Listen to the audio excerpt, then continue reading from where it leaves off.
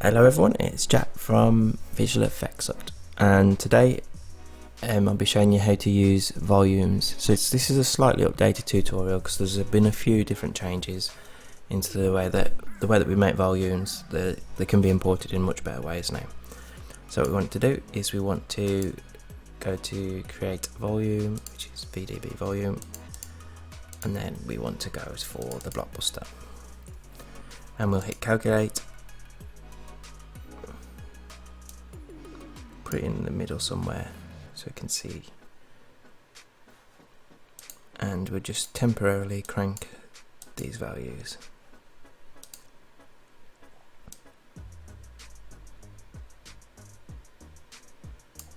So we will just have a texture environment,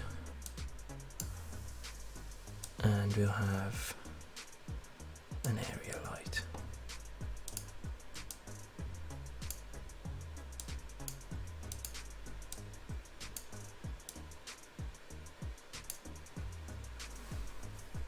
And there may be another one.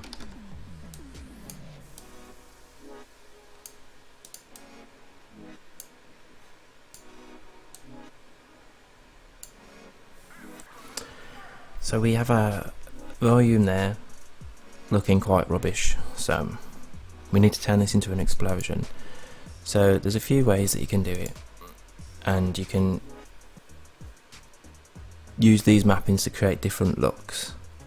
So some of our older volumes you have to use density for everything. That's like the real legacy ones.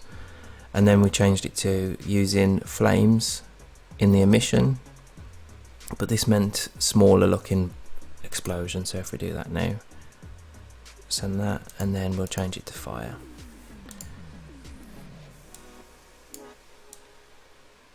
So we have stuff that looks kind of like that, and then we used to jump into the volume gradient and we'd change this to get it to look more like fire.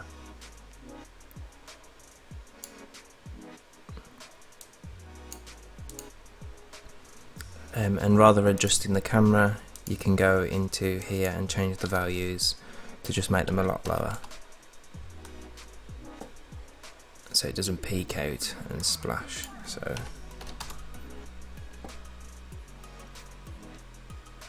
So you can get different looks. However, some of our like Hollywood ones and some of our newer volumes, we've kind of gone for a more realistic approach. So we've now scrapped the emission flames, which that should still be set to density, so this is how you'd normally do it. And then we just change the scatter to temperature, and this should result in a lot more realistic stuff. Because of how glitchy Octane is, sometimes you have to just hit that button a few times. They are working on this though, and they are great. So it shouldn't be too long before this is perfect integration. So just need to lower this figure to something really low.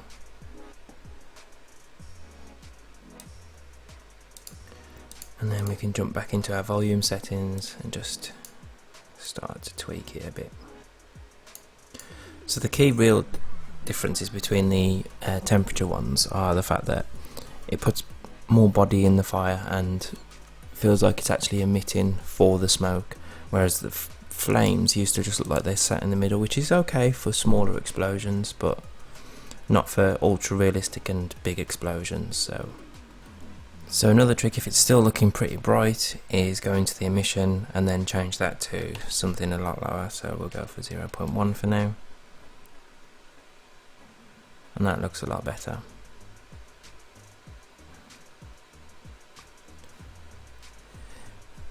In the newer volumes, we're going to start putting all three channels, so you'll have lots of different looks that you can achieve. So you could still use flames for the emission if you wanted to, and it'd create a different look.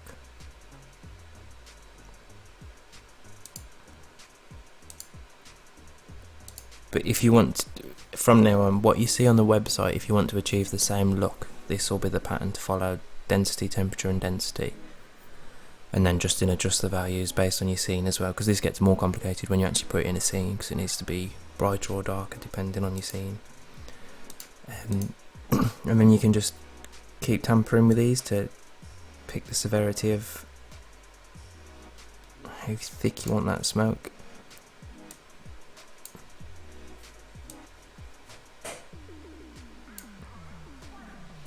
And again, jumping into the volume gradient to change the colour of the fire is great. And if you really wanted to be creative, you could have like weird coloured fire.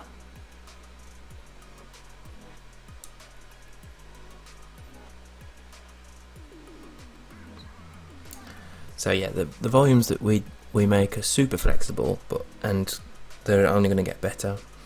But also this is the same workflow that you should do with your own volumes or any volumes you get from anywhere else. So hopefully you found that useful, and I will catch you on the next one.